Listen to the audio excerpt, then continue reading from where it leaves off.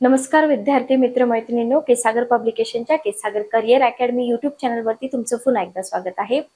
राज्यसेवा परीक्षा 2025 return pattern साठी आपण इथे तयारी करत आहोत। केसागर पब्लिकेशन तर्फे लेक्चर सिरीज पूर्णपणे मोफत आहेत। सप्टेंबर मध्ये आहे तुमची पूर्व परीक्षा। त्या मानाने जर आपण नियोजन इथे ठरवलं तर पूर्व आणि मुख्य परीक्षेचा एकत्रित अभ्यास आपण केला पाहिजे आणि म्हणूनच आपण इथं पूर्व आणि मुख्य दोन्ही सेशन्स कंडक्ट करत आहोत। इथे जे पुस्तकं तुम्हाला सजेस्ट केली जात आहेत ही पुस्तकं फक्त स्पर्धा परीक्षाच नाही तर जे विद्यार्थी पदवी आणि पदव्युत्तर परीक्षा देत आहेत किंवा सेट नेटची एक्झाम देत आहेत अशा सगळ्या विद्यार्थ्यांसाठी आपली ही पुस्तकं अतिशय उपयोगी ठरणार आहेत। तर जिओमॉर्फोलॉजी जिओग्राफी ऑप्शनल मॉड्यूल 1 याच्यामध्ये आपलं आय थिंक मला वाटतं हे 6वं सेशन आहे। तर हे जे सेशन आहेत बघा, मला बऱ्याच विद्यार्थ्यांचे मेसेज आलेत की मॅडम आमचं जिओग्राफी ऑप्शनल नाहीये पण जीएस पेपर 1 साठी आम्ही जिओमॉर्फोलॉजीचे हे लेक्चर्स बघू शकतो का? बघू शकता, काहीच हरकत नाही, याच्यामध्ये तुमचं नुकसान काहीच होणार नाही। ओके, तर याच्यासाठी ज्या पुस्तकातून आपण हे सगळं कंटेंट घेत आहोत तर ऑफिशियल वेबसाईट वरती तुम्ही जावा, एमपीएससी सेक्शन मध्ये जावा। एमपीएससी सेक्शन मध्ये गेल्यानंतर एमपीएससी ऑप्शनल सब्जेक्ट मध्ये तुम्ही जिओग्राफी वरती क्लिक करा। इथे तुम्हाला जिओग्राफी ऑप्शनल साठी भरपूर सारी पुस्तकं मिळतील। जिओग्राफी ऑप्शनल सोबतच जीएस पेपर 1 आणि राज्यसेवा पूर्व परीक्षेसाठी। तर इथं इव्होल्युशन ऑफ जिओग्राफिकल थॉट आहे, भारताचा भूगोल आहे, मॅप साठी तुम्हाला जिओग्राफी थ्रू मॅप्स इंडिया आहे, जिओग्राफी थ्रू मॅप्स वर्ल्ड आहे, इंडिया द फिजिकल ऍस्पेक्ट्स हे सिद्धार्थ सरांचं एक बेस्ट बुक आहे जे हिंदी आणि इंग्लिश मधून आहे। आपल्या पब्लिकेशनने याला मराठीमधून तुमच्यासाठी उपलब्ध करून दिलेला आहे। ठीक आहे, त्याच्यानंतर जे दाते सरांचं पुस्तक आहे या पुस्तकामधून आपण शिकवत आहोत। काही भाग आपण इतर पुस्तकांमधून पण घेतोय। तर दाते सरांचं जे पुस्तक आहे पृथ्वीचे अंतरंग, भूरूपशास्त्र, हवामानशास्त्र, सागरशास्त्र, पर्यावरण, भूगोल। ठीक आहे, ओके, हे पुस्तक खूप जास्त इम्पॉर्टंट आहे बघा। फक्त भूगोल ऑप्शनल असणारेच नाही तर इतर विद्यार्थ्यांसाठी सुद्धा हे जे पुस्तक आहे हे पुस्तक अतिशय उपयोगी ठरणार आहे। ठीक आहे, ओके, आता पुस्तक कशी मागवायची? पुस्तक तुम्ही आपल्या ऑफिशियल वेबसाईट वरून मागवा किंवा अमेझॉन फ्लिपकार्ट वरून पण मागवू शकता आणि जर तुम्ही पुण्यात असाल तर केसागर बुक हाऊसला भेट देऊन तुम्ही पुस्तक परचेस करू शकता। ठीक आहे, ओके, जिओग्राफी ऑप्शनल शी रिलेटेड जर तुम्ही बघितलं तर आतापर्यंत बेसिक पासूनचा सगळाच भाग मी इथे घेतलेला आहे। फक्त जे सिद्धांत आहेत ते तुम्ही पुस्तकातून कव्हर करा, स्पेशली सिद्धांत ऑप्शनल साठी लागतात। आजचं जे आपलं लेक्चर आहे ते आहे ओशन आणि कॉन्टिनेंट्स जे आहे त्यांची निर्मिती कशी झालेली आहे। ठीक आहे, ज्याला आपण म्हणतो ना प्लेट टेक्टोनिक्स वगैरे। विद्यार्थ्यांना काय वाटतं की प्लेट टेक्टोनिक्स वेगळा अभ्यासूया, तर असं नाहीये। हा पार्ट कुठे येतो, या थेरीज कुठे येतात हे तुम्हाला माहित असलं पाहिजे। तर आजचं जे सेशन आहे आपलं, आजचं सेशन हेच आहे। याच्यामध्ये फिजिकल जिओग्राफी मध्ये तुम्हाला बघा इथं तुम्हाला origin of continents and ocean basis हे आहे आपलं आजचं लेक्चर। लक्षात घ्या, खंड आणि महासागराची निर्मिती कशी झाली। आपल्याला इथे काही खंडाबद्दल सिंपल इन्फॉर्मेशन विचारतील का? अजिबात नाही, जस्ट एक मिनिट थांबा। तर इथं तुम्हाला ऑप्शनलच्या दृष्टिकोनातून जर तुम्ही विचार केला, इव्हन ऑप्शनलच नाही प्री साठी सुद्धा तुम्हाला इथून काही भाग विचारला जातो। तर इथे तुम्हाला याच्या 6 थेरीज आहेत ना, या थेरीज खूप जास्त महत्वाच्या आहेत। म्हणजे फॉर एक्झाम्पल तुम्हाला प्रिलियमला क्वेश्चन आला की कोणत्या खंडामध्ये वाळवंट आहेत, कोणत्या खंडामध्ये वाळवंट नाहीत, सिंपल क्वेश्चन विचारला, बरोबर। पण ऑप्शनलला असं विचारलं जाऊ शकतं का? अजिबात नाही, बरोबर। तर इथं तुम्हाला खंड आणि महासागर याची निर्मिती कशी झाली इथपासून अभ्यास करावा लागेल। जिओलॉजिकल टाइम स्केल मी तुम्हाला शिकवलेली आहे की पृथ्वीची निर्मिती 4.5 अब्ज वर्षापासून झालेली आहे, बरोबर, लक्षात आलं। याच्यानंतर आपला पुढचा जो टॉपिक आहे अंतर्गत बल आणि बाह्य बल, इंडोजेनिक आणि एक्झोजेनिक फोर्सेस। ठीक आहे, म्हणजे जिओलॉजिकल टाइम स्केलच्या नुसार जर आपण बघितलं तर पृथ्वीची निर्मिती कधीपासून झालेली आहे? 4.5 अब्ज वर्षापासून। मग पृथ्वीच्या निर्मितीपासून म्हणजे 4.5 अब्ज वर्षापासून पृथ्वीवरती, लक्षात घ्या, अंतर्गत आणि बाह्य शक्तींचा परिणाम होत आहे। ठीक आहे, आता अंतर्गत शक्तीमध्ये आपण पुढे भूकंप, ज्वालामुखी हे टॉपिक अजून पण आपण बघणारच आहोत। ओके, याच्या आधी पण आपण बघितले जे घटक आहेत परिणाम करणारे ते आपण प्रिव्हियस टॉपिक मध्ये बघितले। लक्षात घ्या, पृथ्वीची जी निर्मिती आहे ती एका दिवसात झालेली नाहीये, 4.5 अब्ज वर्षापासून झालेली आहे। पृथ्वीवरती अजूनही ज्या अंतर्गत आणि बाह्य शक्ती आहे त्याचा परिणाम होत आहे. आता या परिणामामुळे काय होतं लक्षात घ्या, या परिणामामुळे हे जे अंतर्गत आणि बाह्य बल आहेत ना, इंडोजेनिक आणि एक्झोजेनिक फोर्सेस, तर यांचा परिणाम म्हणून पृथ्वीवरती किंवा पृथ्वीच्या भूभागावरती भूमिखंड आणि महासागराची निर्मिती झालेली आहे. Okay, clear. इंट्रोडक्शन मध्ये अशा प्रकारचं कंटेंट लागतं, हे मी नेहमी तुम्हाला सांगते की इथं अंतर्गत आणि बाह्य शक्तींमुळे किंवा बाह्य शक्तींचा परिणाम काय आहे की पृथ्वीवरती भूमिखंड आणि महासागराची निर्मिती झाली. बरोबर. मग पृथ्वीवरील हे जे खंड आहेत आणि महासागरात याच्या निर्मितीमध्ये काय झालं, आता हे बघितलंय का कोणी, हे कसं निर्माण झालंय? आपण पाठीमागं पण बघितलं, जेव्हा आपण अर्थच्या अंतरंगाबद्दल बोलत होतो की पृथ्वीच्या अंतरंगापर्यंत आपण जाऊ शकतो का, नाही जाऊ शकत. मग ठोकताळे मांडलेले आहेत, बरोबर, अंदाज दर्शवलेले आहेत. मग इथं सुद्धा हे जे पृथ्वीच्या भूभागावरती खंड आणि महासागर निर्माण झालेले आहेत याच्याविषयी वेगवेगळे सिद्धांत मांडण्यात आलेले आहेत. ठीक आहे, ओके. जे भूगोल वैज्ञानिक आहेत किंवा भूगोल तत्ववेत्ते आहेत ना, यांनी काय केलेले आहे, तिथं वेगवेगळे सिद्धांत मांडलेले आपल्याला दिसून येतात. आणि या सिद्धांतावरतीच तुम्हाला क्वेश्चन येऊ शकतो की पृथ्वीवरील खंड आणि महासागराच्या निर्मितीविषयीचे जे सिद्धांत आहेत ते स्पष्ट करा. ओके, याच्यामध्ये पहिला सिद्धांत येतो संतुलन सिद्धांत, ज्याला थेरी ऑफ आयसोस्टॅसी असं म्हटलं जातं इंग्लिशमध्ये. आता तुम्ही म्हणाल याच्यामध्ये काय नवीन आहे? बघा, काही विद्यार्थी मराठीमध्ये कम्फर्टेबल असतील, काही विद्यार्थी इंग्लिशमध्ये कम्फर्टेबल असतील. काही विद्यार्थ्यांचा प्रॉब्लेम हा असतो की अभ्यास करताना इंग्लिशमधून करायचा, लिहिताना मराठीमधून लिहायचं. बघा, ज्याला जसं कम्फर्टेबल आहे तसं तुम्ही करू शकता, पण तुम्हाला मराठी जे पुस्तक आहे ते आपल्या पब्लिकेशनची अवेलेबल आहेत. ओके, तर संतुलन सिद्धांत, थेरी ऑफ आयसोस्टॅसी, हा आहे पहिला सिद्धांत. हे तुम्हाला प्रिलियम मध्ये सुद्धा विचारले जात आहेत, लक्षात घ्या. वेगनर साहेबांच्या कॉन्टिनेंटल ड्रिफ्ट थेरीवरती, इव्हिडन्स वरती तुम्हाला पूर्व परीक्षेला क्वेश्चन विचारला होता. ठीक आहे, तर दुसरा सिद्धांत आहे वेगनरचा खंडवहन सिद्धांत. विद्यार्थी काय करतात माहिती का, विद्यार्थ्यांना हे सिद्धांत माहित असतात, पण कशासाठी हे सिद्धांत आहेत तेच माहित नसतं. म्हणजे पृथ्वीवरती खंड आणि महासागराची जी निर्मिती आहेत ना, या निर्मितीविषयी हे सिद्धांत आहेत, हे खूप कमी विद्यार्थ्यांना माहित असतं. तुम्ही स्वतःला प्रश्न विचारून बघा की मला हे माहिती होतं का की बाबा हे जे सिद्धांत आहेत ना, हे सिद्धांत खंड आणि महासागराच्या निर्मितीविषयी मांडलेले आहेत. Okay, clear. त्याच्यानंतर आहे आर्थर होम्सचा प्रक्रमण प्रवाह सिद्धांत. आर्थर होम्सचा प्रक्रमण प्रवाह सिद्धांत, पुस्तकामध्ये सगळे सिद्धांत तुम्हाला दिलेले आहेत. सागर तळ विस्तार संकल्पना आहे, ज्याला सी फ्लोर स्प्रेडिंग थेरी असं म्हटलं जातं. त्याच्यानंतर भूपट्ट विवर्तनिकी किंवा तबक विवर्तनिकी किंवा त्याला इंग्लिशमध्ये प्लेट टेक्टोनिक्स म्हटलं जातं, तर प्लेट टेक्टोनिकी सिद्धांत आहे. ओके, त्याच्यानंतर चतुशिरस्क संकल्पना, ज्याला तुम्ही याला मराठीमध्ये दुसरं काही नाव नाहीये. तर इथं जर बघितलं या सहा पैकी तुम्हाला continental drift theory, C floor spreading theory आणि प्लेट टेक्टॉनिक या तीन वरती जास्त क्वेश्चन विचारलेत, पण पुढे जाऊन बाकीच्या तीन वरती पण विचारले जाऊ शकतात. आयोगाचं काही सांगता येत नाही. ठीक आहे, तर हे सहा सिद्धांत कशाविषयी आहेत, तर हे सहा सिद्धांत पृथ्वीवरील खंड आणि महासागराच्या निर्मितीविषयी आहेत. Okay, clear. आता या सहा सिद्धांतापैकी मी जसं तुम्हाला बोलले की वेगनर साहेबांचा जो सिद्धांत आहे खंडवहन सिद्धांत, हा आपल्या अभ्यासाच्या दृष्टीने खूप महत्वाचा आहे. म्हणजे विद्यार्थी जिओग्राफी ऑप्शनल ज्यांचा आहे, साही सिद्धांत तुम्ही अभ्यासा. त्याच्यानंतर आहे भूपट्ट विवर्तनिकी किंवा तबक विवर्तनिकी सिद्धांत, theory of plate tectonics, sea floor spreading theory आणि सागर विस्तार संकल्पना. ठीक आहे, ओके.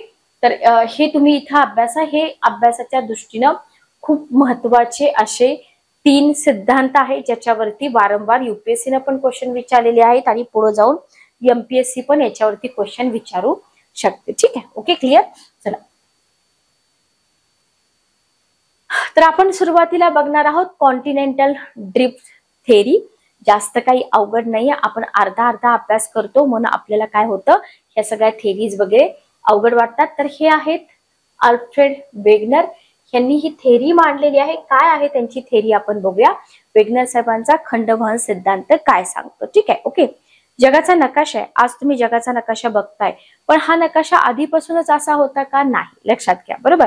तर जगाच्या नकाशाचं जेव्हा तुम्ही निरीक्षण कराल तेव्हा तुम्हाला काय लक्षात येतं की पृथ्वीचे फॉर एक्झाम्पल आफ्रिका खंड असेल, एक्झाम्पल मी देते बरं का, की तुमच्या काय लक्षात येतं की पृथ्वीच्या समोरासमोरील खंडाच्या ज्या किनारपट्ट्या आहेत, म्हणजे जेव्हा तुम्ही बघाल तेव्हा असं वाटतं की हे जर पझल सारखं एकत्र आणलं तर हे फिट बसून जाईल एकमेकांमध्ये, बरोबर, असं आपण इमॅजिन करतो. वाटतं की नाही आपल्याला की पृथ्वीच्या समोरासमोरील जे खंड आहेत ना, त्या खंडाच्या ज्या किनारपट्ट्या आहेत त्यांचा जो आकार आहे ना त्याच्यामध्ये विलक्षण साधर्म्य आहे, बरोबर, आणि त्या एकमेकांमध्ये एकदम चपलकपणे बसतात, म्हणजे पझल सारख्या एकदम बसून जातात. जर तुम्ही आफ्रिकेचा पश्चिम किनारा, आता हे किनारे लक्षात ठेवा, किनारे पश्चिम किनारा, जर तुम्ही आफ्रिकेचा पश्चिम किनारा बघितला आणि दक्षिण अमेरिकेचा पूर्व किनारा, मी तुम्हाला इथे एक इमेज पण दाखवते, जस्ट एक मिनिट थांबा.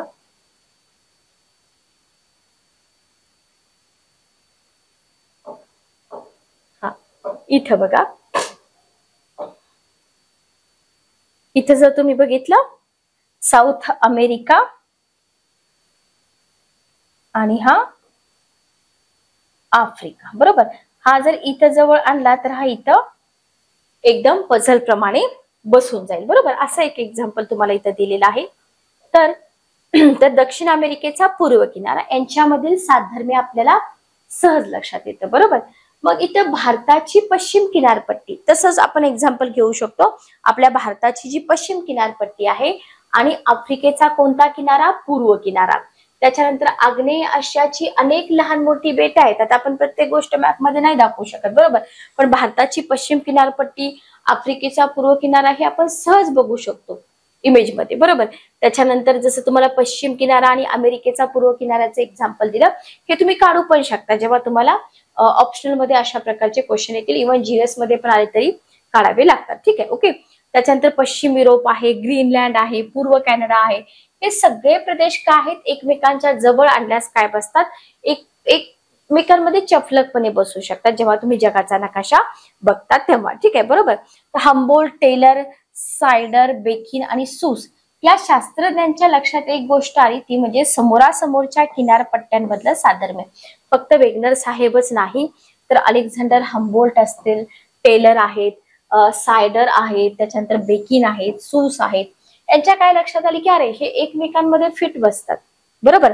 आता हे त्यांच्या होत्या कल्पना, पण यांच्या कल्पनांना मूर्त स्वरूप कोणी दिलं, वेगनर साहेबांनी दिलं. वेगनर साहेब एक जर्मन शास्त्रज्ञ होते आणि 1912 मध्ये त्यांनी काय केलं, 1912 मध्ये त्यांनी भूखंड वहन सिद्धांत मांडून या ज्या कल्पना होत्या ना या भूशास्त्रज्ञांच्या, त्यांच्या कल्पनांना मूर्त स्वरूप दिलेलं आपल्याला इथं दिसून येतं, ठीक आहे. मी पुन्हा एकदा तुम्हाला इमेज दाखवते म्हणजे तुमच्या बऱ्याच गोष्टी लक्षात येतील. इथं आपल्या भारताची पश्चिम किनारपट्टी म्हटलंय, त्याच्यानंतर इथं तुम्हाला हा भाग इथं फिट बसून जातो. आफ्रिकेची पूर्व किनारपट्टी म्हटले, अशी तुम्ही जगातली अनेक प्रदेशांचे एक्झाम्पल देऊ शकता जे पझल प्रमाणे बसून जातील. आणि हे जे निरीक्षण आहे ना, हे निरीक्षण अनेक भूवैज्ञानिकांनी केलं होतं, पण या त्यांचं जे इमॅजिनेशन आहे या इमॅजिनेशनला मूर्त स्वरूप देण्याचं काम कोणी केलं, याचं काम केलं अल्फ्रेड वेगनर साहेबांनी, ठीक आहे, ओके, क्लिअर.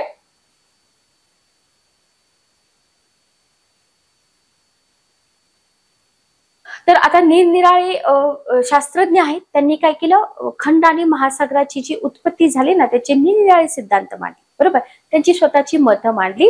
याच्यामध्ये जर आपण बघितलं तर याच्यामध्ये अल्फ्रेड वेगनर हे जे जर्मन शास्त्रज्ञ होते आणि अँथोनी स्नीडर हे जे फ्रेंच शास्त्रज्ञ होते ना, यांनी 1858 मध्ये मांडलेल्या भूमिखंडे आणि सागर विभाग यांची स्थानं बदलती असावीत या मताचं समर्थन करून काय केलं, आपला भूखंड वहनाचा सिद्धांत मांडला. बघा, हे जे वेगनर साहेब होते ना, या वेगनर साहेबांनी अँथोनी स्नीडर या फ्रेंच शास्त्रज्ञांचं जे मत होतं ना की बाबा भूमिखंड आणि सागर जे आहे त्यांची स्थानं बदलती असावीत असं त्यांचं मत होतं. कोणाचं, या अँथोनी स्नीडर यांचं. आणि या मताचं समर्थन कोणी केलं, वेगनर साहेबांनी केलं. आणि या मताचं समर्थन करूनच त्यांनी काय केलं, इथं भूखंड वहनाचा सिद्धांत मांडलेला आपल्याला दिसून येतो. जस्ट एक मिनिट थांबा, ओके. चल, वेगनर साहेब जे होते हे प्राच्य हवामानशास्त्राचे अभ्यासक होते, लक्षात घ्या. वेगनर साहेब प्राच्य हवामानशास्त्राचे अभ्यासक होते. आपल्या सिद्धांताच्या आता सिद्धांत यांनी कोणता मांडला? भूखंडपणाचा सिद्धांत. कोणाच्या मताचं समर्थन केलं? अँथोनी स्नीडर यांच्या मताचं समर्थन केलं. बरोबर. मग त्यांनी आता कुठलाही सिद्धांत तुम्ही मांडताय तर त्याची पुरावे तुम्हाला द्यावे लागतात. बरोबर. तर सिद्धांताच्या पुष्ट्यर्थ त्यांनी काय केलं? हवामान विषयक पुरावे गोळा केले. बरोबर. कारण हे कोण होते? हे होते प्राच्य हवामान शास्त्रज्ञ किंवा हवामानशास्त्राचे अभ्यासक म्हणू शकता. मग आता वेगनर साहेबांनी काय केलं? पुरावे गोळा केले. मग वेगनर साहेबांनी सिद्धांत मांडण्यापूर्वी काही ऑब्झर्वेशन केले असतील. बरोबर. काय ऑब्झर्वेशन केले त्यांनी? बघा, वेगनर साहेबांनी ऑब्झर्वेशन केले की अंटार्क्टिक खंडावरती, हे सगळे ऑब्झर्वेशन्स तुम्हाला आन्सर रायटिंग साठी उपयोगी पडणार आहे. जिओग्राफी ऑप्शनल असू द्या किंवा जीएस पेपर 1 मध्ये जर तुम्हाला याच्याविषयी क्वेश्चन विचारला तर. ठीक आहे. तर अंटार्क्टिक खंडावरती दगडी कोळसा आढळतो. ओके. जिओलॉजिकल टाइम स्केल आता तुम्हाला आठवावी लागेल. याचा अर्थ काय? की पूर्वी या ठिकाणी उष्ण आणि आर्द्र हवामान असले पाहिजे. कसा तयार होतो दगडी कोळसा? कोणत्या हवामानामध्ये तयार होतो? बरोबर. मग त्यांनी काय निरीक्षण केलं? की अंटार्क्टिक खंडावरती दगडी कोळसा आढळतो. याचा अर्थ काय? किंवा याच खंडावरती दगडी कोळसा का आढळतो? कारण का इथं उष्ण आणि आर्द्र हवामान असावं त्यावेळेस. बरोबर. दुसरं निरीक्षण त्यांनी काय केलं? की आफ्रिका, भारत, ऑस्ट्रेलिया या ठिकाणी, आपला भारत पण आहे याच्यामध्ये, या ठिकाणी प्राचीन काळातील हिमावरणाची चिन्हे आढळून येतात असं वेगनर साहेबांना आढळलं. की बाबा जर आफ्रिका, भारत, ऑस्ट्रेलिया बद्दल बघितलं तर इथं प्राचीन काळातील हिमावरणाची चिन्ह आढळून येतात. बरोबर. याच्यावरून पूर्वी हे प्रदेश शीत कटिबंधात असले पाहिजे. बरोबर. जर हिमावरणाची चिन्ह आढळत असतील तर त्यांनी काय इथं अंदाज लावला की बाबा हे प्रदेश शीत कटिबंधामध्ये असले पाहिजे. बरोबर. हे 2 निरीक्षण होती वेगनर साहेबांची. ओके. मग ह्या निरीक्षणावरून वेगनर साहेबांनी काय केलं? 2 विकल्प मांडले. कोणते विकल्प मांडले? आता ते होते हवामानशास्त्राचे अभ्यासक. बरोबर. की हवामानाच्या परिस्थितीमध्ये आता हे सगळं बदललंय. आता जर तुम्ही बघितलं तर हिमावरणाची चिन्ह आपल्या भारतामध्ये वगैरे आढळतात का, असा प्रश्न तुम्ही स्वतःला विचारा. की ते काय बोलतात की परिस्थितीमध्ये मोठी स्थित्यंतरे झाली असावी. ओके. आणि जे खंड आहेत त्या खंडाचं स्थलांतर झालं असावं. या 2 ऑब्झर्वेशन वरून त्यांनी 2 विकल्प मांडले. लक्षात आलं?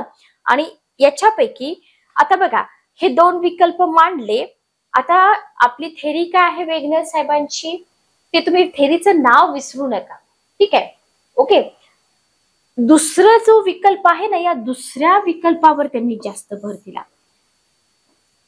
हवामानाच्या परिस्थितीमध्ये स्थित्यंतरे झाली, हवामानाच्या परिस्थितीवरती त्यांनी जास्त नाही इथं भर दिलेला आपल्याला दिसून येतो. तर खंडाचं स्थानांतरण या विकल्पावरती त्यांनी भर दिला आणि त्यांनी मांडला आपला सिद्धांत. बघा, शब्दांवरती फोकस करा, सिद्धांताची नावं व्यवस्थित लक्षात ठेवा, जेणेकरून या ज्या गोष्टी आहेत ना, या गोष्टी तुम्हाला सोप्या जातील. ठीक आहे. ओके. तर आता विकल्प जो होता, कोणत्या विकल्पावरती भर दिला ते लक्षात ठेवा. आता सिद्धांत किंवा मेन मुद्द्यावरती आपण आता आलो. बरोबर. मेन मुद्द्यावरती आलो की काय आहे सिद्धांत, ही परिकल्पना काय आहे. बरोबर. सध्याची जी भूखंड आहेत, पाठीमागं आपण अर्थ इंटेरियर बघत होतो, पृथ्वीचे अंतर्गत, सियाल आणि सायमा, मोह विलगता, गटेनबर्ग विलगता, हे सगळं मी तुम्हाला शिकवलेलं आहे. मग आपल्या आता सध्याची जी भूमिखंड आहेत, ही भूमिखंड कशाची बनलेली आहेत? सियालची बनलेली आहे. ठीक आहे. लक्षात ठेवा, सियालची बनलेली आहेत. मग ही जी सियालची बनलेली भूमिखंड आहेत ना, ही सायमा नावाच्या जास्त घनतेच्या थरावरती पाण्यावरील तराफ्याप्रमाणे तरंगत असावी. जसं आपण बघतो ना की तराफा जो असतो ना तो पाण्यावरती तरंगतो, तसं सियालची बनलेली भूमिखंड सायमा या थरावरती जो कमी घनतेचा आहे याच्यावरती तरंगत असावेत. आणि भूखंडाचे हे जे भाग आहेत ना, हे भाग एकमेकांपासून दूर वाहत गेले. आता तरंगतायत म्हटल्यानंतर ते वाहत जाऊ शकतात. बरोबर. हा सायमा नावाचा जास्त घनतेचा थर आहे. या थरावरती ही सियाल म्हणजे काय, ही भूमिखंड आहेत. मग ही तरंगत गेली. जेव्हा तरंगत गेली ती त्यांची मेन जागा आहे ती सोडून एकमेकांपासून दूर होत गेले. बरोबर. आणि भूमिखंडाच्या किंवा भूखंडाच्या दरम्यान सागर विभाग यांची निर्मिती झाली. म्हणजे फॉर एक्झाम्पल आपण कन्सिडर करूया की ही आपली पृथ्वी आहे. बरोबर. याच्यावरती अशा प्रकारे जी भूमिखंड आहेत हे तरंगत आहेत, त्याच्या खाली सायमा नावाचा थर आहे. बरोबर. तर हे तरंगत जेव्हा हे एकत्र असतील आणि हे जेव्हा तरंगत तरंगत इतर दिशेने जातील आणि जो गॅप राहील ना मध्ये, तिथं काय झालं, तिथं सागर विभागाची निर्मिती झालेली असावी, अशी कल्पना आहे या सिद्धांताची, किंवा असा हा सिद्धांत आहे. लक्षात आहे. तोंडपाठ होऊन जातात. सियाल सायमा तराफ्याप्रमाणे तरंगत असावी. जेव्हा ते तरंगत जातात तेव्हा तिथं जो स्पेस राहतो तिथं काय झालं, सागराची निर्मिती झाली. बरोबर. मग वेगनर साहेबांचं मत काय बघा. वेगनर साहेबांचं मत हे आहे की सध्याची जी भूमिखंड आहे, जी आता आपण बघतोय, ही भूमिखंड मिळून प्राचीन काळी म्हणजे 20 कोटी वर्षापूर्वी, ज्याला आपण कोणता काळ म्हणतो, शिकलोय आपण, पुराजीव काळ. बरोबर. तर इथं एकच मोठं भूमिखंड होतं. म्हणजे आता हे जे भूमिखंड मी तुम्हाला बोलले, हे भूमिखंड अशा पद्धतीने होते का, नाही. आपण असं कन्सिडर करूया की एकच भूमिखंड होतं. कधी, 20 कोटी वर्षापूर्वी, ज्याला आपण पुराजीव काळ असं म्हणतो. बरोबर. एकच मोठं भूमिखंड होतं. या भूमिखंडाला वेगनर साहेबांनी काय नाव दिलं, पॅन्जिया असं नाव दिलं.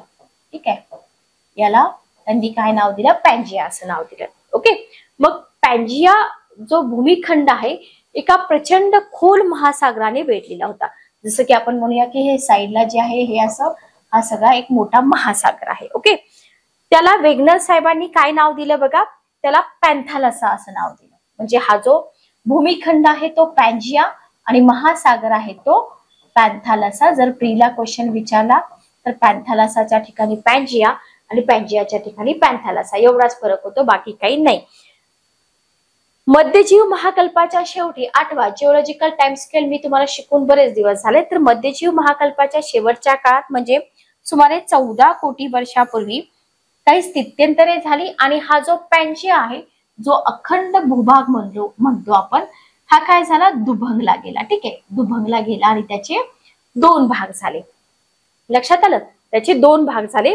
उत्तरेकडचा जो भाग आहे त्याला लॉरेन्शिया म्हटलं, दक्षिणेकडचा जो भाग आहे त्याला गोंडवाना असं म्हटलेलं गेलं. ठीक आहे. जो भाग उत्तरेकडे गेला त्याला लॉरेन्शिया म्हटलं. जो भाग, एक मिनिट थांबा, इथे बघा, इथं तुम्हाला पॅन्जियाची कॉन्सेप्ट दिलेली आहे. ठीक आहे. पॅन्जिया जे मी तुम्हाला बोलले होते ना, पॅन्जिया, इथून पुढे जर आपण उत्तरेकडे आणि दक्षिणेकडे जर बोललो ना, उत्तर आणि दक्षिण, हे लक्षात ठेवा. हा जो पॅन्जिया नावाचा भाग आहे हा पॅन्थालसा, आता इथं जे तुम्हाला दिसत आहे ना निळ्या पद्धतीनं, तर हा पॅन्थालसा नावाचा महासागर आहे. त्यानं हे पॅन्जिया नावाचं भूखंड काय आहे, वेढलेला आहे. ठीक आहे. इथं तुम्हाला Eurasia, north America, Africa, south America, Antarctica, India, Australia हे दिसत आहे. अशा पद्धतीच्या इमेज आपल्याला पुढे काढाव्या लागतात. लक्षात ठेवा. ठीक आहे. मग इथं मध्यजीव महाकल्पाच्या शेवटी काय झालं, 2 भाग झाले. उत्तरेकडचा भाग लॉरेन्शिया, दक्षिणेकडचा भाग कोणता, गोंडवाना. उलट करतात. प्रीच्या दृष्टीने जर विचार केला तर इथं फक्त तुम्हाला शफल करून ऑप्शन दिले जातात. ठीक आहे. ओके.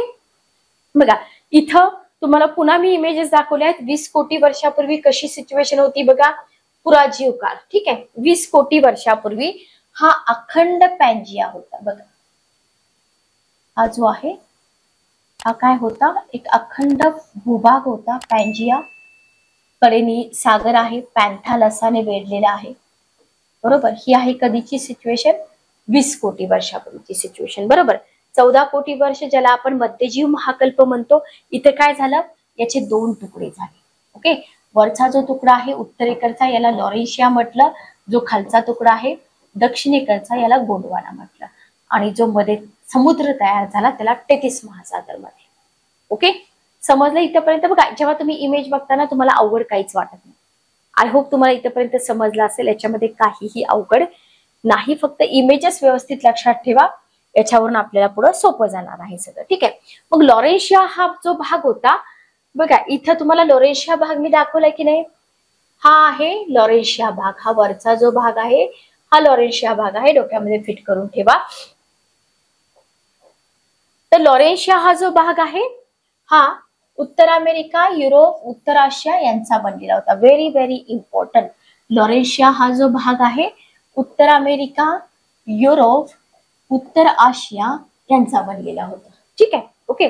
आणि जो दक्षिणेकडचा भाग होता ज्याला आपण गोंडवाना म्हणतो, हा दक्षिण अमेरिका, आफ्रिका, भारत, ऑस्ट्रेलिया आणि अंटार्क्टिका यांचा बनलेला होता.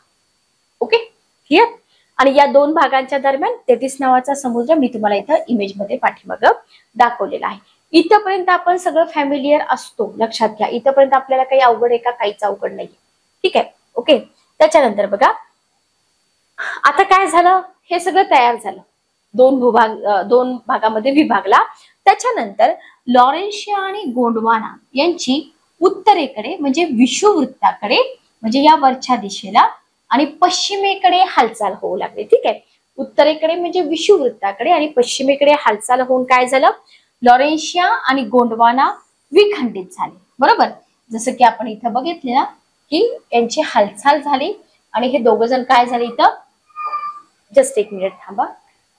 चला, तर इथं आपण बघितलं की काय झालं की हे जे तुकडे आहेत ना, हे तुकडे पाण्यावर तराफा कसं तरंगतो ना, तसं त्या तराफ्याप्रमाणे दूरवर काय झाले, दूरवर वाहत गेले आणि त्याच्या दरम्यान कशाची निर्मिती झाली, सागर भागाची निर्मिती झाली. ठीक आहे. आणि जेव्हा आपण नवजीवन महाकल्प म्हणतो ना, नवजीव महाकल्पामध्ये म्हणजे 11 कोटी वर्षापूर्वी त्यांना सद्यस्थिती प्राप्त झाली. इथं तुम्हाला दाखवलेलं आहे, एक मिनिट मी इमेज दाखवते.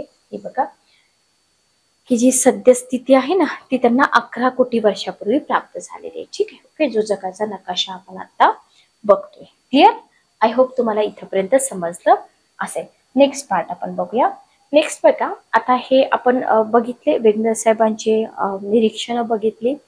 वेगनर साहेबांचं जे मत आहे ना, त्यांचं मत काय आहे बघा की आपण काय बोललो होतो की का घडतंय हे सिद्धांत कशासाठी मांडले. 2 वाक्य लेक्चर चालू होताना जे मी सांगितले होते की अंतर्गत बल आणि बाह्य बल. तर वेगनर साहेबांचं मत हे आहे की जे अंतर्गत बल आहे, बरोबर, इंडोजेनिक फोर्स आपण म्हणतो, तर या बलामुळे काय झालं, जो पॅन्जिया भूखंड होता त्या भूखंडाचं विघटन झालं. बरोबर, आणि विघटन झालं असावं असं त्यांना वाटतं आणि भूखंड होण्यासाठी अधस्तरता इथं निर्माण झाली असेल.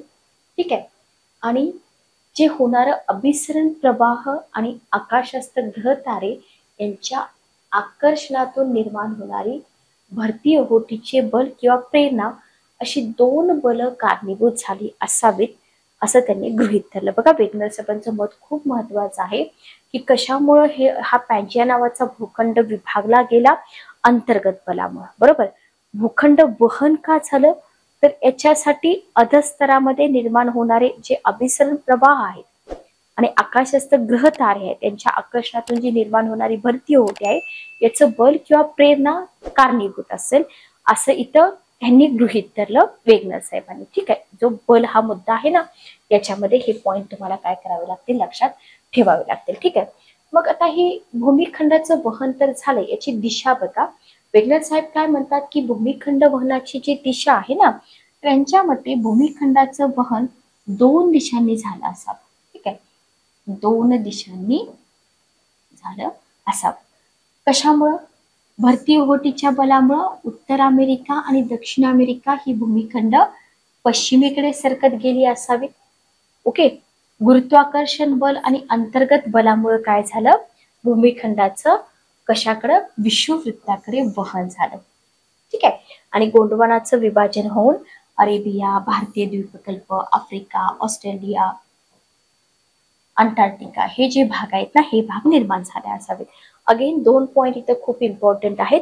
त्यांनी 2 इथं जे दिशा एक्सप्लेन केलेल्या आहेत, उत्तर अमेरिका, दक्षिण अमेरिका पश्चिमेकडे सरकत गेली आणि गुरुत्वाकर्षण बल आणि अंतर्गत बल, भरती ओहोटीमुळे काय झालं आणि गुरुत्वाकर्षण बल आणि अंतर्गत बलामुळे काय झालं हे व्यवस्थित लक्षात ठेवा. ठीक आहे, मग वेगनर साहेबांचा जो भूखंड वहनाचा सिद्धांत आहे ना, हा सिद्धांत पर्वतांची जी निर्मिती आहे ना, तर या पर्वताच्या निर्मितीवर सुद्धा प्रकाश टाकतो. लक्षात ठेवा, तुम्हाला विचारलं जाऊ शकतं की वेगनर साहेबांचा भूखंड वहन सिद्धांत पर्वताच्या निर्मितीवरती प्रकाश टाकतो, स्पष्ट करा. ठीक आहे, ओके. तुम्हाला सांगावं लागेल की वेगनर साहेबांचं जे मत आहे ते निरनिराळे विखंडित भाग एकमेकांसमोर सरकत असल्यामुळे महासागराच्या तळभागावर वळ्या पडल्या. ठीक आहे, असं नाही की बाबा हे भाग सरकतात तर पाणी असं प्लेनच राहील महासागराचं, नाही, तिथं वळ्या पडल्या आणि या वळ्याकडून काय झालं, घडीच्या पर्वतांची निर्मिती झाली असावी. ठीक आहे, जसं मी तुम्हाला बोलले की आन्सर रायटिंग करताना नेहमी एक्झाम्पल द्या. उदाहरणार्थ उत्तर अमेरिका, दक्षिण अमेरिका, इथं आपण बोललो की भारतीय ओहोटीच्या बलामुळे पश्चिमेकडे सरकत गेले, बरोबर. पण जेव्हा हे पश्चिमेकडे सरकले तेव्हा प्रशांत महासागराच्या तळभागावरती काय झालं, दाब पडला आणि रॉकी आणि अँडीज पर्वताची निर्मिती झाली असावी, असं इथे वेगनर साहेबांचं मत आहे. लक्षात आलं? क्लिअर? सोपं की नाही समजायला? पण प्रत्येक पॉइंट समजला तर पुढचा पॉइंट समजतो, अदरवाईज समजत नाही. लक्षात ठेवा. नेक्स्ट बघा, आफ्रिका आणि युरोप खंड परस्परांकडे सरकून कशाची निर्मिती झाली, आल्प्स पर्वताची निर्मिती झाली. जेव्हा तुम्हाला असा क्वेश्चन येईल तेव्हा तुम्हाला सगळं हे लिहावं लागेल. आणि लॉरेन्शिया आणि गोंडवाना एकमेकांकडे सरकून काय झालं, तेथीस समुद्राच्या तळभागावरती दाब पडला आणि हिमालय या वली पर्वताची निर्मिती झाली. सोपं आहे? काय अवघड आहे का? काहीच अवघड नाहीये. सोपं आहे की नाही? फार सोपं आहे. आता हा झाला सगळा वेगनर साहेबांचा सिद्धांत. मग वेगनर साहेबांचा जो खंडवहन सिद्धांत आहे ना, याचे पुरावे काय आहे? प्रत्येक पॉइंट वरती क्वेश्चन येऊ शकतो किंवा एक क्वेश्चन 250 शब्दाचा जेव्हा विचारला जाईल तेव्हा तिथं तुम्हाला पुरावे विचारले जातील किंवा टीका वगैरे जे काय असेल ते असेल. जेवढे पार्ट येतात ना याच्यामध्ये सगळे तुम्हाला विचारले जातील. ठीक आहे, तर पुरावे काय आहेत? ओके, याच्यावरती ऑलरेडी प्रीला क्वेश्चन विचारला होताच तुम्हाला. पुरावे काय आहेत बघा, वेगनर साहेबांनी सिद्धांत मांडतायत म्हणल्यानंतर सिद्धांताला बळकटी येण्यासाठी पुरावे पण द्यावे लागतात. कोण विश्वास ठेवतं का विना पुराव्याचं? नाही. बघा, त्यांनी भौगोलिक पुरावा दिला. ओके, त्यांनी पहिला भौगोलिक पुरावा दिला की अटलांटिक महासागराच्या पूर्व आणि पश्चिम किनारपट्टीच्या भूरचनेत साम्य असून हे जर दोन जवळ आणले तर एकमेकांमध्ये चपलकपणे बसतात आणि त्यापासून एकसंध भूमीचा भाग तयार होऊ शकतो. उदाहरणार्थ बघा, ब्राझीलचा किनारा, इथं एक्झाम्पल दिलंय तुम्हाला. ब्राझीलचा किनारा दक्षिण अमेरिका आणि इथं गिनीचे आखात आफ्रिका यांचा जर भाग तुम्ही असे एकमेकांमध्ये बसवला तर हा जो आहे ना, हा एकसंध असा भूमिखंड तयार होतो असं इथं त्यांनी सांगितलं. यालाच काय म्हटलेलं आहे? यालाच म्हटलेलं आहे जिग्सॉ फिट. आणि असेच ऑप्शन तुम्हाला लोकसेवा आयोगाने दिले होते. फक्त आन्सर रायटिंग मध्ये तुम्हाला हे ब्राझीलचा किनारा, गिनीचा आखात हे एक्झाम्पल द्यावे लागतात, बरोबर. तर हा आहे पहिला पुरावा, भौगोलिक पुरावा, ज्याला म्हटलेला आहे jigsaw fit. Okay, I hope तुम्हाला समजलं असेल. पुढचा पुरावा बघा, किंवा इथं पण तुम्ही बघू शकता. बघा, इथं तुम्हाला ब्रिटिश, मी तुम्हाला पाठीमागे बोलले होते की नाही, अजून इतर पण एक्झाम्पल आहेत बघा. तर हे असे छोटे छोटे जे भाग येतात हे जर एकमेकांमध्ये बसवले तर इथं पण तुम्हाला जिग्सॉ फिटचं एक्झाम्पल मिळून जातं. Okay, clear. त्याच्यानंतर बघा, भूगर्भशास्त्रीय पुरावा. वेगनर साहेबांनी भूगर्भशास्त्रीय पुरावा दिलेला पण आपल्याला इथं आढळून येतो. तर याच्यामध्ये काय सांगितलं बघा त्यांनी, की अटलांटिक महासागराचा पूर्व आणि पश्चिम किनाऱ्याचा जो प्रदेश आहे, अटलांटिक किनाऱ्याचा पूर्व आणि पश्चिम किनाऱ्याचा जो प्रदेश आहे, इथले जे खडक आहेत ना, यांच्या गुणधर्मामध्ये साम्य आहे. ठीक आहे, तसेच युरोप खंडातील कॅल्डोनियन आणि हर्सियन या पर्वत श्रेणीचे जे क्रम आहेत आणि भूगर्भीय रचना आहे, संयुक्त संस्थानाच्या पूर्व भागातील ॲप्लेशियन पर्वत प्रणाली सारखेच आहेत. तर हे तुम्ही भूगर्भशास्त्रीय पुराव्यामध्ये ही जी उदाहरणं आहेत ना, ही उदाहरणं तुम्ही लिहिली पाहिजे. Okay, clear. त्याच्यानंतर आहे पुराजीवशास्त्रीय पुरावा. बघा, इथं तुम्हाला पुराजीवशास्त्रीय पुराव्यामध्ये जर बघितलं तर पूर्व आणि पश्चिम किनारा जो आहे ना, या प्रदेशामधले वनस्पती, प्राणी, इथं तुम्हाला एक्झाम्पल दाखवले बघा. आफ्रिका आहे, दक्षिण अमेरिका आहे, भारत आहे, बरोबर. आणि हा तुम्हाला कॉमन असा एरिया दाखवलेला आहे की इथं सेम प्राणी मिळतात, बरोबर. तर इथं साम्य आहे. जसं की तुम्ही ऑस्ट्रेलियामध्ये बघाल तर ऑस्ट्रेलिया, आपला भारत, बघा इथं ऑस्ट्रेलिया आपला भारत आहे, आफ्रिका आहे. यांच्या भागामध्ये लिस्ट्रोसौरस या मांजराच्या जातीच्या प्राण्यांचे अवशेष तसेच ग्लॉसोपेट्रिस या वनस्पतीचे अवशेष आढळतात. Okay, clear. तर इथे तुम्हाला ग्लॉसोपेट्रिसचं इमेज पण दिलेली आहे, इथं लिस्ट्रोपेट्रिसचं पण चौरस मांजराची इमेज पण दिलेली आहे. ठीक आहे, तर इथं हा जो भाग आहे हा लिस्ट्रोसोरसचा, हा इथं भारतामध्ये पण तुम्हाला दिसतो, आफ्रिकेमध्ये पण दिसतो आणि ऑस्ट्रेलियामध्ये पण दिसतो. बरोबर, याच्यावरून तुम्ही काय सांगू शकता की हे सगळं एकत्र होतं आणि पुन्हा याचे तुकडे झालेले आहेत. लक्षात आलं? क्लिअर? किंवा हे ग्लासोपेट्रस हा जो पूर्ण ब्लॅक टाइप तुम्हाला कलर दिलेला आहे की नाही, हा वाला कलर बघा, हा वाला, हा तुम्हाला दक्षिण अमेरिकेत पण दिसतोय, आफ्रिकेत पण दिसतोय, भारतामध्ये पण दिसतोय आणि इथं ऑस्ट्रेलियामध्ये पण दिसतोय. Okay, clear? तर अशा पद्धतीने तुम्ही इमेज वरून समजून घ्या की हे अशा पद्धतीने इथं पुराजी विषयक पुरावा त्यांनी दिलेला दिसून येतो. ठीक आहे, ओके, क्लिअर? नेक्स्ट आपण पुढे जाऊया. बघा, याची फक्त इमेज दाखवायची राहिली मला. रॉक फॉर्मेशन, रॉक फॉर्मेशन मध्ये बघा इथं US ऍपलेशियन माउंटेन, इथं बघा, इथं तुम्हाला ऍपलेशियन माउंटेन्स. ठीक आहे, नॉर्थ अमेरिका, हे बघा. ओके, इथं येते ऍपलेशियन माउंटेनची रेंज, ऍपलेशियन माउंटेन. ठीक आहे, ओके. सिमिलर टू ग्रीनलँड आणि युरोप. आता सिमिलर आहे हे ग्रीनलँड आणि युरोपशी रिलेटेड. तर इथं तुम्ही हे जे एक्झाम्पल मी सांगितलेत हे तुम्ही लक्षात ठेवा. इथं अशा पद्धतीने तुम्हाला इमेजेस मध्ये ड्रॉ केलेलं दिसून येतं.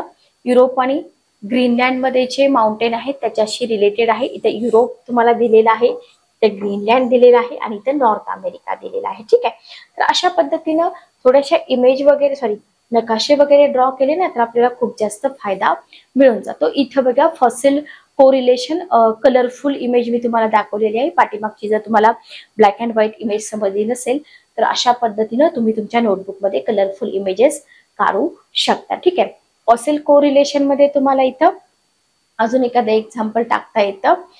2 एक्झाम्पल असतील तरी मोर दॅन सफिशियंट आहे, काही गरज नाही. ठीक आहे, ओके. आता फॉसिल कोरिलेशन मध्ये इथं तुम्हाला बिफोर पॅन्जिया जो आहे ना तो पॅन्जिया ब्रोक होण्याच्या आधी, ठीक आहे, इथं सिमिलर लेयर्स तुम्हाला दिसतात रॉकचे तयार झालेले, Antarctica, Australia, south America, Africa आणि इंडियामध्ये. ठीक आहे, प्लास्टोट्रोपिस फॉसिल्स मी तुम्हाला आधी पण सांगितलेलं होतं. तर याच्यामध्ये बेसाल्ट लावा आहे, त्याच्यानंतर सँडस्टोन आहे, कोल आहे, ओके, ग्लेशियल टील आहे. तर हे तुम्ही इमेज जर अवघड क्वेश्चन आला, नीड असेल क्वेश्चनची तर ड्रॉ करू शकता. पॅलिओ क्लायमॅटिक इव्हिडन्स पण आहेत, लक्षात घ्या. याच्यामध्ये तुम्हाला ग्लेशियल आईस असेल, त्याच्यानंतर वाळवंटाचा भाग तयार झालेला असेल, हे तुम्ही इथं सांगू शकता. मराठीमध्ये हे सगळं मी तुम्हाला दिलेलं आहे पुढं. तर जीवविज्ञान विषयक पुरावामध्ये तुम्ही काय सांगू शकता? अगेन लेमिंग नावाचे जे पक्षी आहेत, जे युरोपमधील स्कॅन्डिनेव्हिया बेटाजवळील लेमिंग नावाचे पक्षी, त्यांची संख्या वाढल्यावर कुठं प्रवास करतात? पश्चिमेकडे प्रवास करतात, समुद्रामध्ये पडून नाहीसे होतात. याच्यावरून काय आहे? याच्यावरून यांची जी वंश परंपरागत प्रेरणा काय सिद्ध करते की त्यांचे पूर्वज हे पश्चिमेकडे स्थलांतर करत असावेत. म्हणजे पूर्वी युरोप हा अमेरिकेला जोडलेला असावा. ठीक आहे, ओके, क्लिअर? आणि जे हवामान विषयक पुरावा मी तुम्हाला आता सांगितला की प्राचीन काळामध्ये हिमावरणाची जी चिन्हे आहेत ती दक्षिण अमेरिका, आफ्रिका, भारत, ऑस्ट्रेलिया या भागामध्ये आढळतात. इथे मी तुम्हाला पॅलिओ क्लायमॅटिक इव्हिडन्स मध्ये दाखवलेलं होतं. ठीक आहे, ओके. म्हणजे काय की हे जे भाग आहेत ना, आता जे सेपरेट भाग झालेले आहेत हे एकच भूमिखंड होतं, हे सिद्ध होऊन जातं. लक्षात आलं? क्लिअर? त्याच्यानंतर ज्यामितीय पुरावामध्ये जर तुम्ही बघितलं तर उत्तर अमेरिका आणि ग्रीनलँड यांच्यामधलं जर अंतर मोजलं तर त्याच्यामध्ये दरवर्षी फरक पडत आहे. ओके, सुमारे 22 मीटर या वेगाने प्रतिवर्षी ग्रीनलँड काय होत आहे? उत्तर अमेरिकेपासून सरकत आहे. ओके, आणि ग्रीनलँड आणि इंग्लंड याच्यामधलं अंतर मात्र काय होत आहे? कमी होत आहे. याच्यावरून काय की भूखंड वहन अजूनही होतच आहे. ही प्रक्रिया अजून पण चालू आहे, पण ती खूप स्लो असते, दिसून येत नाही. बरोबर, ओके.